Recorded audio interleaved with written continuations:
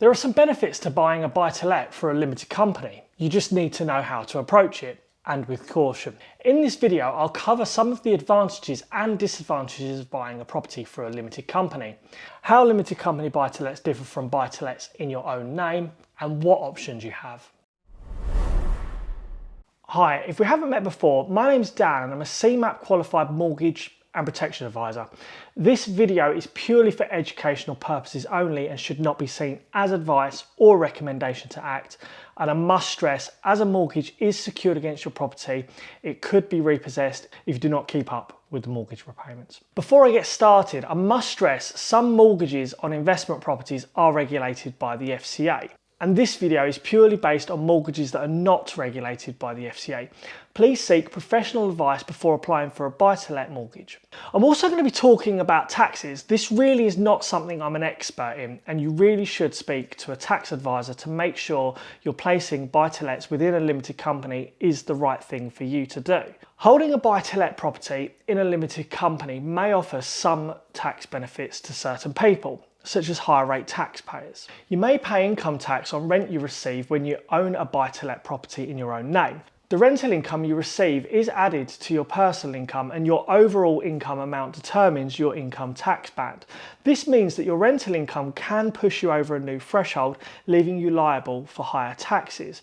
This is where things start to differ on rental profits from properties held in a limited company, as they're not taxed according to personal income tax rates.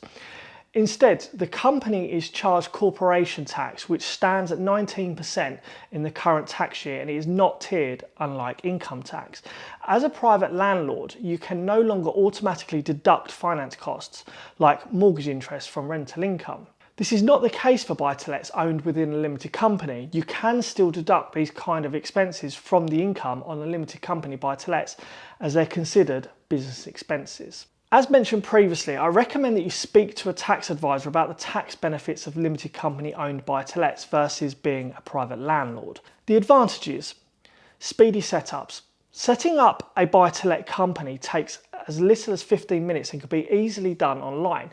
If this is daunting, which to a lot of people it is, ask your accountant to do this, but they're likely to charge you. Planning for the future can be simpler. It's a lot easier to transfer a limited company to another owner than a property that is privately held. The property does not change owners but remains under the company's ownership, which could protect the transaction from stamp duty, inheritance tax and capital gains tax. This is useful if you plan to pass your business onto a family member in the future, such as when your son or daughter reaches the age of 18, they can become a director. You can also add your children on as shareholders to minimise your tax liabilities. Again, speak to a tax advisor. Grow your portfolio a lot quicker. Retaining profits within the company helps to protect you from tax liabilities because if you sell one of the buy-to-lets, you're not making a capital gain. Instead, the business is making a profit. This could help you use more of your earnings to expand your property portfolio faster. You could set up a limited liability company. If you own a limited liability company, then you're not personally liable for any debts held by the company, including those with buy-to-let mortgages. However, bear in mind that you are going to need to sign a personal guarantee with the majority of mortgage lenders in the market to prevent you leaving them exposed.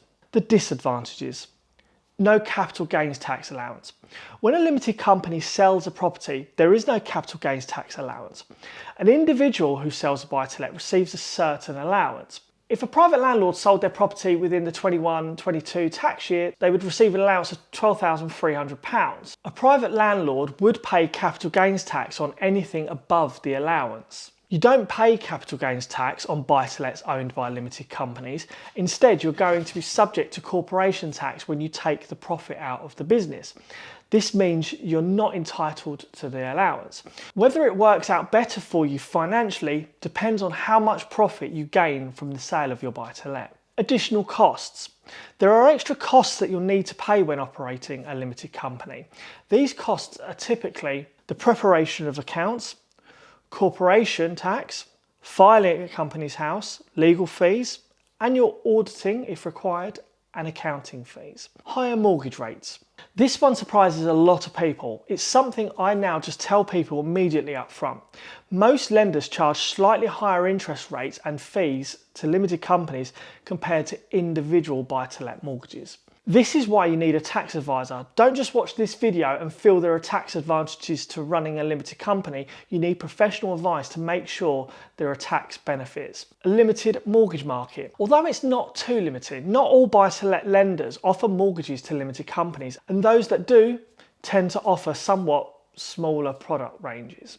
So keep that in mind. Having said that, there will be times when a mortgage can't be secured on the property or it just isn't suitable for your needs, such as the property needs developing or renovation work, or you just want to keep the low interest rate you currently have. These are types of situations where you may want to consider looking at specialist finance options. Bridging loans. A bridging loan can act as a stopgap until the mortgage can be secured. A bridging loan is appropriate for landlords if the property is not yet habitable.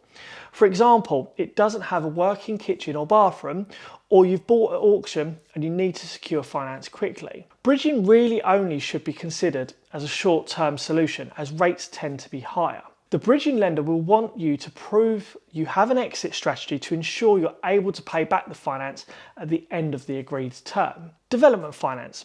If you're planning to expand your portfolio by building a completely new property or renovating an existing one, development finance may be more suitable for you than a mortgage. Second charge mortgages, also known as secured loans. A second charge mortgage allows you to release equity in your portfolio without remortgaging, which you may want to avoid if you've secured a low rate mortgage or you're currently tied in to an existing deal. It can be a good option if you need to do some work on an existing property or raise finance for a new one. Please remember, as a mortgage is secured against your property, it could be repossessed if you do not keep up with the mortgage repayments. If you found this video helpful, please hit that like button. It really does help me out. For more information on how to buy an investment property, watch this video and keep an eye out for a video on how to set up a limited company. If you subscribe, you'll be automatically notified. Thanks for watching, and I'll see you next week.